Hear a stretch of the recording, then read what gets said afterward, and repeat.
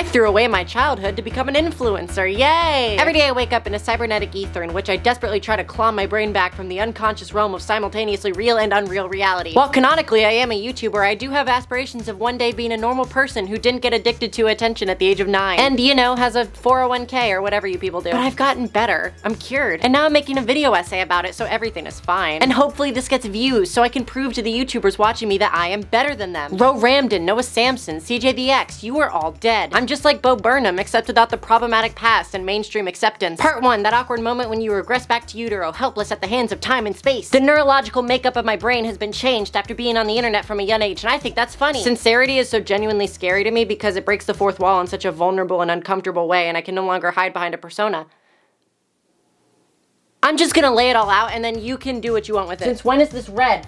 I was always one of those annoying ass kids who craved the validation of others without doing anything useful to get it. I started my YouTube channel when I was 9 years old, and then things just kind of spiraled out of control from there. Very simply, it was not out of a need to like express some deeply important part of my soul. How could it have been? I was 9 years old. I had clinical shit brain. I wanted more than anything to be a YouTuber because I saw the democratized nature of the platform. SpongeBob has nothing on Minecraft streamers was my general thought process. There was something addictive about the connectivity of YouTube that was different from TV. Of course, everybody else watching the same piece of content as me had the same experience, but it still genuinely felt like I was the one being talked to. Like Dan TDM was reaching his hand out of the screen and pulling me into this world of fantasy. Even at that age, there is something happening to you that makes you realize that the world around you is actually real and you can affect meaningful change. And I could instantly recognize the power of the internet. I fell down so many rabbit holes you wouldn't even believe existed. Honestly, I'm surprised I didn't either become a fascist or a furry. All love to the furries, by the way. I love my core audience. Untethered access to the internet at a young age is bad, actually, is not a hot or unique take. However, I find that all the videos discussing this problem are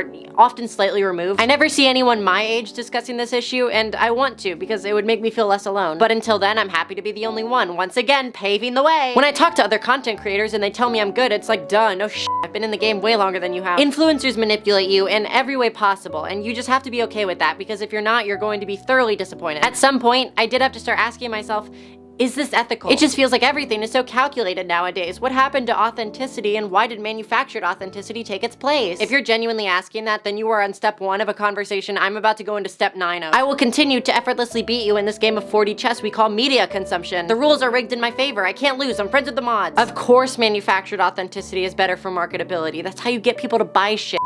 Speaking of which, Patreon. The system is broken. Children on the internet is a terrifying concept because what if they watch me? My generation grew up with this shit. I was 12 years old when fake news entered the popular lexicon and feminism just became like peak white and liberal. At this moment, you're probably realizing 2016 was 6 years ago. It's okay, your feelings are valid. I will give you a minute. What's special and unique about the time people my age grew up in or are growing up in is that we are now at the height of this continuous digital renaissance. The online space as a bubble has burst in such an interesting way because on one hand, it has entered our lives in a way that is genuinely inescapable, but on the other hand, people are really waking up to the effects of social media and how it can be damaging to us. But nowadays, you can have a conversation with almost anyone, especially young people, and they will tell you their unique experience with it. I am but a piece in this puzzle. I'm only special because I have a unique way of articulating my thoughts and feelings. And I have these little lights. These colored lights make you want to listen to me. I'm an authority figure because of my lights. And you'll watch this video all the way through because you know I'm gonna change the lights again. Yeah, you want to see the lights change, don't you? It'll give you a unique sense of wonder to guess what color the lights are going to be next. Treating people like audience members just kind of feels wrong, doesn't it? Just because I'm on this side of the screen gives me literally no right to tell you how to live your life. At the end of the day, no matter what I say or how emotionally impactful I can make it, we are all going back to our lives the same way they were before you started this video. And I know I'll do the same, so I do not blame you. I can make this as self-aware as I want because it literally doesn't matter. But by all means, let me know if you delete your Instagram account after watching this.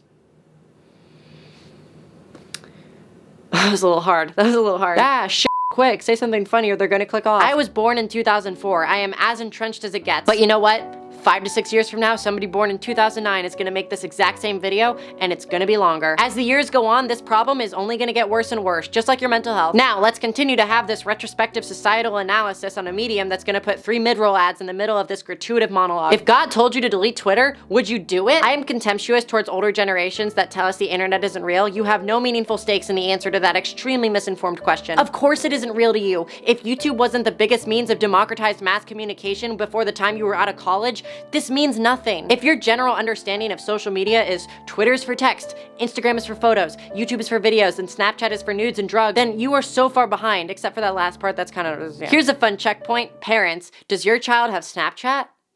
I love inciting chaos and anxiety. I have pure adrenaline pumping through my veins. I've been awake for 72 hours and I'm starting to think the Omegaverse is canon in reality. F you, I don't care if you don't get it. The term internet addiction has become a mockery of the real psychological issue it seeks to describe. Every one of us now has the internet literally pumping through our veins, and you dare to tell me it's not real? Something doesn't have to be tangible to exist.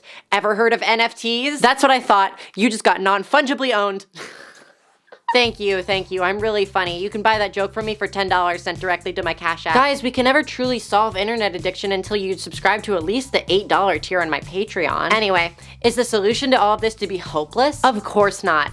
I mean, not yet. We're only on Act 1. The real despair doesn't start till at least Act 3. We should not be defining generations by arbitrary numbers that we just made up. We should find a real utility for it. There's a difference between growing up next to the internet and growing up in it, consumed by it. People in their 30s grew up with the internet. It was always with you, but it was never inside of you. I mean, how could you ever listen to dial-up and think, wow, this is a really emotionally penetrating experience? Hope Mark Zuckerberg does something with this. I grew up in the internet. It was a part of me. It was where I determined I could enact meaningful change in my life. Believe it or not, everybody around me had some kind of the same experience. When I say things are only gonna get worse, I don't do it as some nihilistic take that nothing matters and why even bother trying. I mean, genuinely, as the technology around us advances, we will continue to get further engulfed by it. I at least grew up with a DVR. That's as far as I can remove myself. The only real part of the internet that was still in its infancy when I was growing up was like streaming services. I mean, shit, I genuinely hope that 10 years from now, humanity will have progressed to a point where my 4-year-old brother can mint an NFT from his Kindle Fire. I made a video kind of similar to this last year, but I think the pitfall of it was assuming my experience was somehow uniquer than the rest. I mean, sure, I definitely have a much different experience than the people around me, but they aren't clueless. But also, this version is way more critical about the internet at large and less about me. Speaking of me,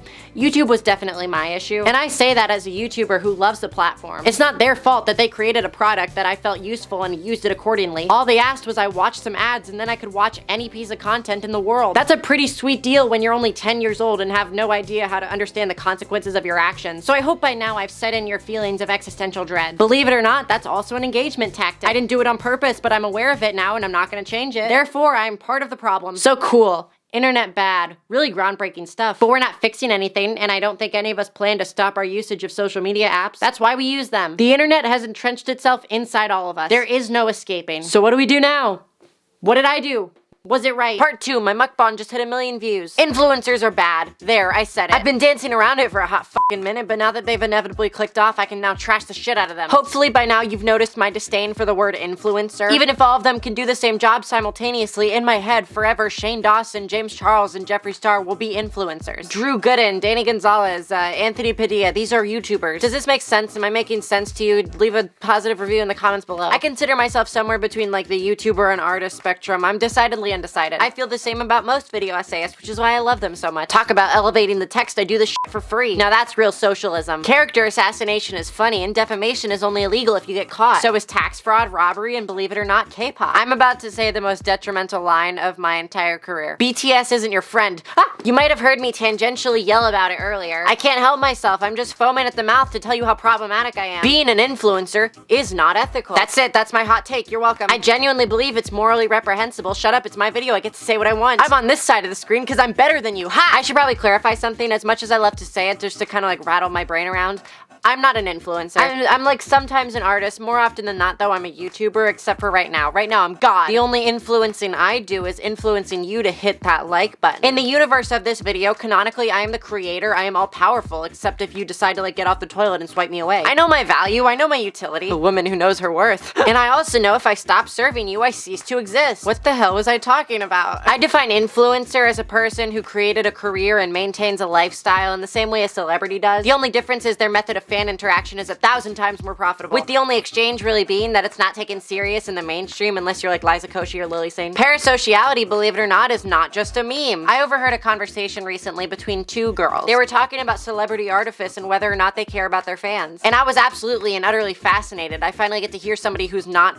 an online creator talk about celebrity artifice. Normal people's perspectives. The peasants. What do the normies think of the commodification of celebrity engagement? What does the audience think about living under this hierarchical system that we've based our society off of? And then I was immediately disappointed when they started talking about Kim Kardashian and why she doesn't care about her fans. You don't know shit. You're just making that up. You have no proof. Please, what is your evidence to levy this claim against this person you know literally nothing about? She doesn't respond to her DMs.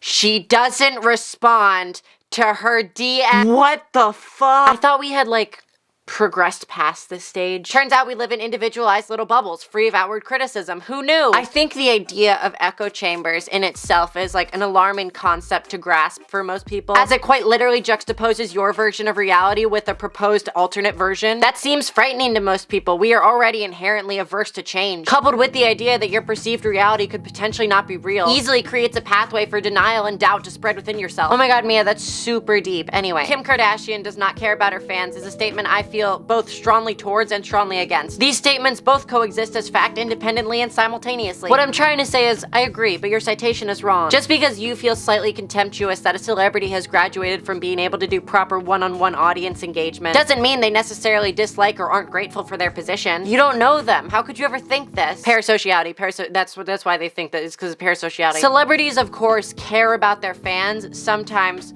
with some exceptions, asterisk, asterisk, asterisk. And much like celebrities, YouTubers, influencers, whatever you want to call them, the people who've cultivated an audience, they can't physically care about you individually.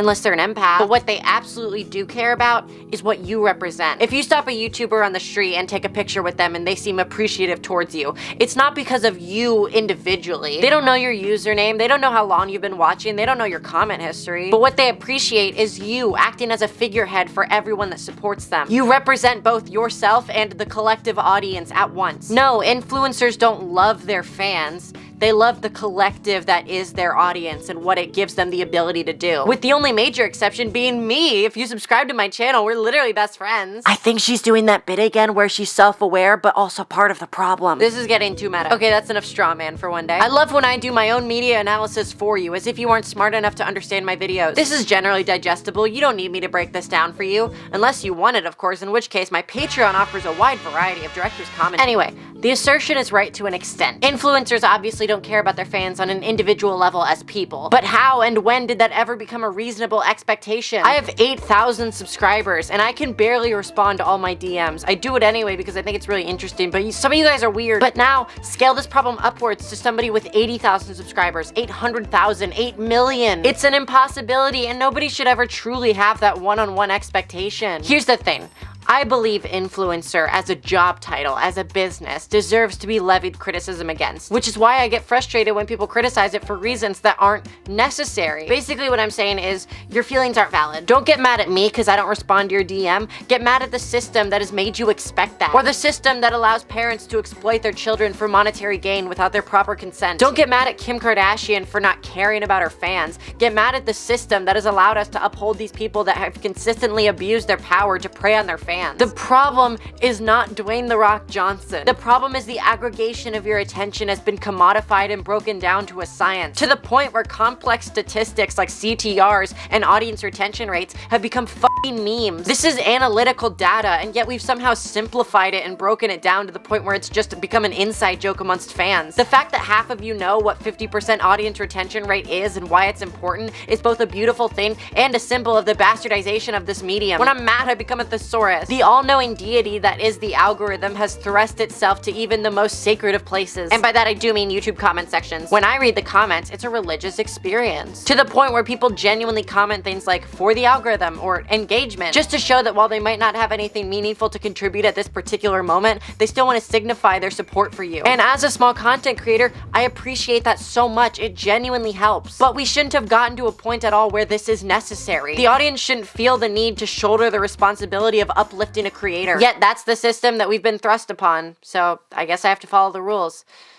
Make sure to like, comment, and subscribe. What if YouTube was a meritocracy? That's my utopia. So, parasociality. Yes, we are back on this. This is an endless conversation, and I personally enjoy it because you can't talk back to me. You're powerless. You have no power. I would put forward that there is a difference between connectivity and parasocial connection. Oh, really? No shit? On some raw human level, we love connecting. We like feeling like someone is talking to us. We like identifying with our creator. That's what makes your favorite TV show so appealing. Emotionally identifying with a character or even a person is not inherently problematic. I don't want to overstate the harm. You're still allowed to like creators because you identify with them and they make you comfy. That's totally fine. I don't want it to seem like I'm just 100% against people watching people on the internet. Obviously, that's what I do. What am I gonna do? Tell you you're in a bad habit and then keep creating content while simultaneously shaming you? Where we actually start getting into unfortunate behavior is when people start feeling like they know the person they're watching. Back to the basics. One-sided relationship, bad. Knowingly one-sided relationship, okay. I mean, shit, as long as you're conscious of it and you don't, like, let it take over you, like, it's fine. You're allowed to be cognizant of your parasociality. I mean, that's just kind of the culture we've built. If you're not, that's where the issue comes in. My only real, honestly, lukewarm take is that it's bad when influencers profit off of this, specifically when they exploit unhealthy parasocial relationships. It's very common knowledge nowadays that if you can get an audience member to feel like they know you and you maintain that friendship with them, then you can profit off them way more greatly because they are now a more dedicated follower. They like you more because you make them feel like you know them. That's not okay. For example, Mr. Beast, he makes good videos. They're easy to just kind of turn your brain off to and just like let the content go. It just kind of tastes yummy in your brain, and it's really fun to watch people compete for life-changing amounts of money dangled over their head. Oh, do you want to get out of poverty? Oh.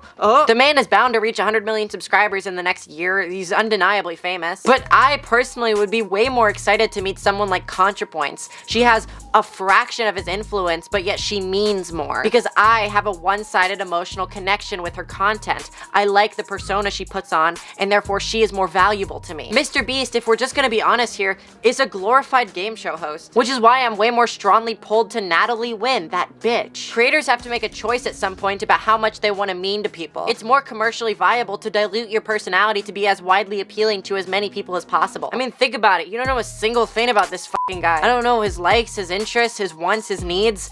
I know he gives people money. Meanwhile, Natalie,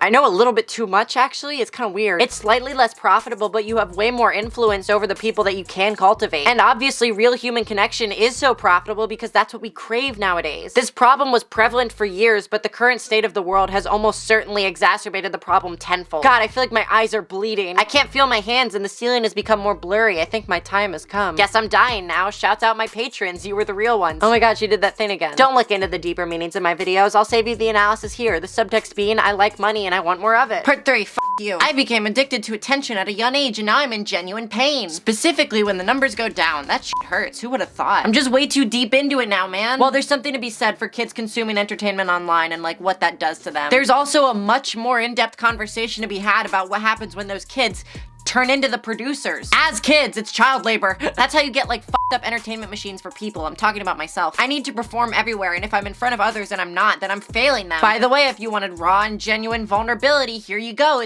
This is what it's doing to me. How could they like me if I'm not the me they see on screen? If I'm not talking with my pseudo-intellectual dialect or internet humor, why would they keep me around? I've had to genuinely struggle with this, even in my relationship. My partner is the main reason I've been able to calm down even like a little bit, just helping me realize that I don't have to be performing all the time. Guess I'm not just a spectacle for the online realm. I didn't fucking know that. I love doing this and it makes me happy. My videos undeniably slap. But when it's time to be in the real world, it's time to be a normal person again. But I've been in this for so long and I started when I was so young. I don't know who the real person is anymore. What I've learned is I don't have to be 100% on all the time. And that's tough. It's tough to know where the line is, especially because this is like my genuine personality. I think. I don't know. I guess no matter the authenticity, this is genuinely how I act and behave in real life. Unfortunately, this is still who I am. While I'm definitely a way more extreme example, I'm sure a lot of you can probably relate to this on some level, right? Right? And I know it's not everyone. Some of you grew up mentally healthy and not online. Whatever, good for you. Mentally healthy and not online? I didn't know those were two separate things. Here's an example. If you have an Instagram account in some form or fashion, private or not, you're part of this. Haha, you're the problem too. Haha, it's not just me. It's you, bitch. It's you too. You know what it's like to post pictures of yourself. You know what it's like to slowly devolve into like tracking how many likes each photo gets. Your likes are very visible. It's designed that way. You know what it's like to read comments about yourself and even potentially rank your friends based on how many followers each of you have. I promise a lot more people do it than you think. It's just a thought that naturally crosses your mind. It doesn't make you a worse person. I'm only admitting it because I'm in this shit and I'm tired of pretending, and also I'm just generally a worse person. But could you blame me? That's been my entire life. This number is like my that's my value or something, or it's not. My therapist said it's not, but like to me it is. What does she know? She doesn't make videos. She might have a PhD, but I don't know. She doesn't make videos. It's no longer just creator and just consumer, and it's also just not creator either. This is where I'm gonna postulate some stuff, so like stick around, and also cite me. I think with the introduction of widespread social media usage, we've introduced a new form where you're not just a box. You're not either a creator or a consumer. You're on the spectrum somewhere. Every predominant creator is consuming and every predominant consumer is creating. We're just better at it than you. Sorry. I think most of you can relate to somewhat of I'm saying. Maybe not all of it, but like most of it, right? Please, maybe, please. Genuinely, this is a cry for help. Am I valid? Are my feelings valid? Am I relatable to you? Do I look relatable to you? Even if you're not performing to an anonymous group like I am, you're still performing relatively on your own scale to your friends and family or to a few random strangers who follow you.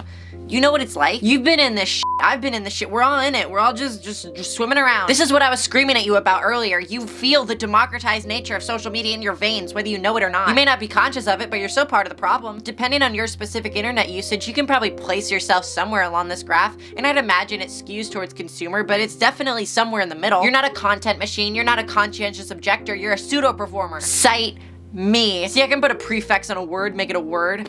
It's mine now, I made it. By the way, this is all more relatively skewed towards young people. I'm gonna show my age here for a second, but I'm gonna define young as like under 30. You know, now that I think about it, I kind of want to make something for the older people and how this problem has actually kind of developed over time if I'm really like getting into the weeds of it, because like Facebook and, you know, before that you have like Christmas cards, and that's even like projecting an image, and at that point we're all just like showing each other off. Social media is actually like just a continuation of this. This is like we used to show each other like the cards in our family, like put in this perfect persona on, but now it's on the internet. Now it's all the time. This is fucking crazy. Oh my god. Editing me, write this down. This is great. The evolution of excellence. Oh, that goes hard. Okay. I'm coming up with this in real time. Like I said earlier, these talking points might seem slightly familiar to you depending on your media diet, but I want to provide the perspective of A, the young people online that a lot of these video essays about the internet refer to, and B, someone who moved from creator to consumer pretty early on in life. Very basically, my worldview is shaped by my past experiences and thoughts and feelings, you know, like everybody. We're very self-centered beings, and narcissism runs very deeply in all of our veins. Or maybe it doesn't, and you're an empath, and shut up. The point is, I view the internet from the perspective of a creator. Not a successful one, but a creator nonetheless. Let's just say I've been around the block a few times. What's that misogynistic sex ed commercial where the woman is gum? She is gum and you chew her. I'm sure by now a lot of you are familiar with that Business Insider study showing that, you know, children want to be YouTubers basically. Hey guys, that's really cool. Don't. So let's talk about that with someone who actually did what most kids say they want to do at that age. It's me. Hello. I started making YouTube videos in 2014. You're probably realizing now that 2014 was like 8 years ago. I'm not gonna give you time to process it, just you're getting old and we're all dying. Cool? Cool. Existentialism actually requires you to like give a shit though, and I could care less. So I've been doing this for a minute, and let's just say, it was weird. Don't get me wrong, despite my appearance, I'm emotionally good now. It's just, back then I wasn't. I'm capable now of handling what I got myself into at that age, but you know, at that age I wasn't. It took me like 7 years until I finally had a breakdown and wrote an hour-long video essay about it, and now I'm fine. Thus graduating from the realm of purgatory that was my life. Now I'm ready to blow up 100K in under 12 months, let's go. If anyone knows what it's like to be terminally online at that age, it's me. There are two big lasting effects from this time period that still weigh on me to this day. The first of which is my desperate need for attention. It's not fake. I'm making jokes, but it's real. Because of the situation I put myself in, I've had all my pivotal childhood moments at places where I was also being like indoctrinated into like positive feedback loops and genuine feelings of rejection from this digital hell. Imagine being 13. No, like really, close your eyes and imagine your 13-year-old self. You were weird. Now imagine that 13-year-old self of yours desperately trying to get famous on YouTube, putting yourself out there for as many people as possible to see, and posting like 31 videos. Oh my god, that's awful. What does a 13-year-old have to say 31 different times? I hope it's not slurs. I would be up late at night freaking out about what video I should do next or how I can boost my audience engagement. Bitch, you're 13, just pass English. If craving validation was a sport, I'd be an Olympian. Nowadays, I've gotten a lot better at accepting rejection. You know, just because your nihilism video didn't get 1,000 views doesn't mean you're worthless. But like, it's really close, so if you guys could just look, I'm still in recovery. Actually, I've taken so long to make this that the video's already at 1,000 views, so I've already dated the joke. It's not even out yet. However, another issue that's popped up recently that I've just now had to start confronting is that I ignore my personal and private relationships. Weird adjectives, okay. I have a very frustrating relationship with time in that there's not enough of it. If I died, would I be a YouTuber in the afterlife? And if so, would I be in heaven or hell? I genuinely can't decide. You guys like genuine authenticity, right? Cool, let's microdose. I've been dating my current partner since December 2020. I say current to keep them on their toes. In that time, they've grown to know me like no other person ever has, and also, in doing so, that I'm a pretty hard person to love. I have my flaws, we're cognizant of them, but you know, they're cool with it, so it's fine. How could you love someone who's already in a relationship with YouTube? Ew. Cause this is like genuinely a full-time job for me. It's not just my partner though. I forget to call my mom a lot and my grandparents and you know, my friends. It's just how I am. I don't mean to neglect these relationships. They're extremely important to me. It just happens. I spend so much goddamn time on my laptop like crafting these little pieces of media and I forget how to like live my life. To a few of you, this might be slightly relatable and also uncomfortable. If the influencers are relating to me, feel free to follow me on Twitter and message me about our future blood pact. You know that feeling when you call your close family members and they think you forgot their number? Like genuinely? That's kind of awful. That really cut me to the core. It made me just reevaluate everything I'm doing. Changing my personality for this online space, subsuming myself in internet culture to get better at my job. Forgetting to connect with your friends and family because you close yourself off in pursuit of some desperate need for validation that I developed at such a young age. Are you okay? Am I okay? Does it matter?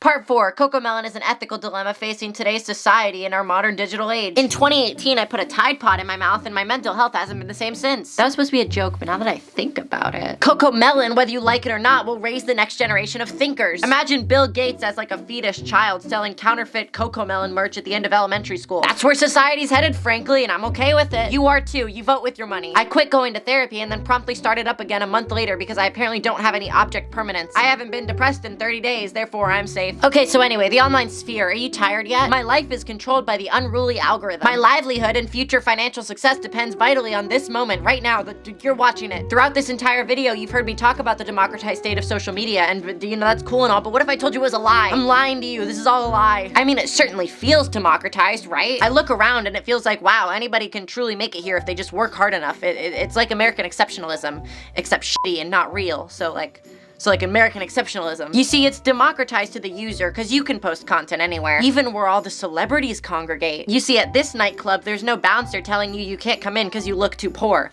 Now it's just based on the implicit biases of the people around you. Isn't this fun? Are we having fun? But if you think about it, every platform kind of has a niche, so it's not like a truly open system. I mean, sure, every social media platform has like a second TikTok built into it, and I fall for it every time. I watch shorts constantly as a supplement for TikTok because every time I go on that app, I just want to if I wanted to upload a genuine long-form discussion of like my thoughts and feelings and opinions or whatever, there's one place to go. Like this video essay can't be on IGTV. That would be a degradation of the merit of the content. You look around everywhere you go, you just see people trying to be influencers trying to be people. They're not the same. These platforms are designed as just little dopamine hits. All it's doing is it's getting you in, it's making you watch the ads, it's collecting your data, and get out. That's the purpose. And that's the best part. It worked. You kind of intuitively know all this. I mean, in what real capitalist society would Instagram be free?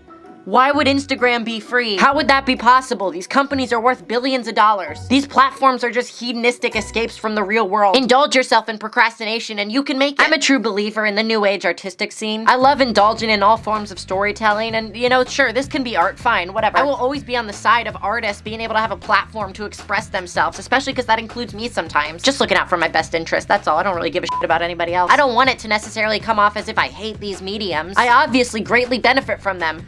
Now. I mean, what else would I have done throughout the years of my life if I hadn't done this? Literally, my entire life is cataloged online. Art is but a beautiful, endlessly enthralling timeline of work with only the properties of being manual and unique. If I could seek to understand one in full, I would understand one and all and none simultaneously for the rest of time, while I spend mine making my own to be viewed in the same respect. You know the despair is kicking in when she starts writing like f***ing poetry. Been reading Savannah Brown, have we? You must have a really cool bullet journal. I don't know why I'm making fun of her. I love her. Stop ruining things for yourself. This is the real issue. Women tearing down women. In order to create this, I've had to fully indulge in my full creative process, and I have not been taking care of myself. And that's great. That's so cool. That's unique. Whatever. I love having this outlet.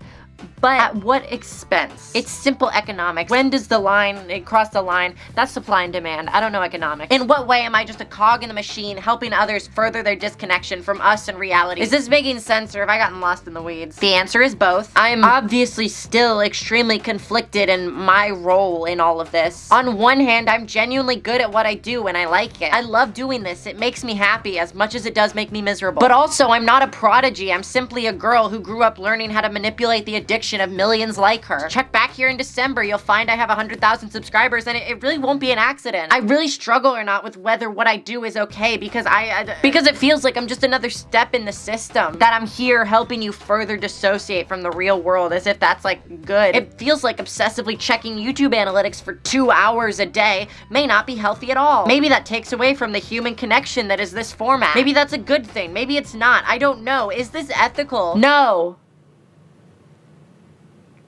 It's not. That's what I've been, it's not. To entrench yourself as a creator in this online format is to spread entertainment and joy and,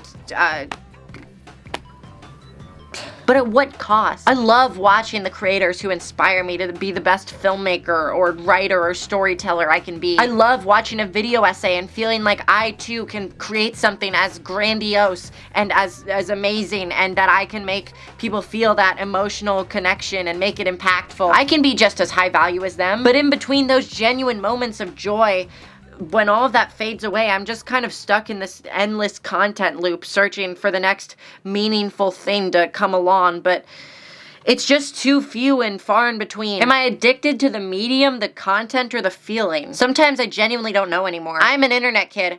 I grew up like this. I didn't have to do research for this video. This is all I know. I know what it's like to be on both ends of this apocalyptic exchange of producer and consumer, bastardized into simple cause and effect to the point where neither of us know which one is which, and then watching the middleman that is the algorithm and studying its methods so meticulously. If I have nothing meaningful to say at this point, why say it? In a world with so many problems, does it really matter if I was in a Mr. Beast video 5 years ago?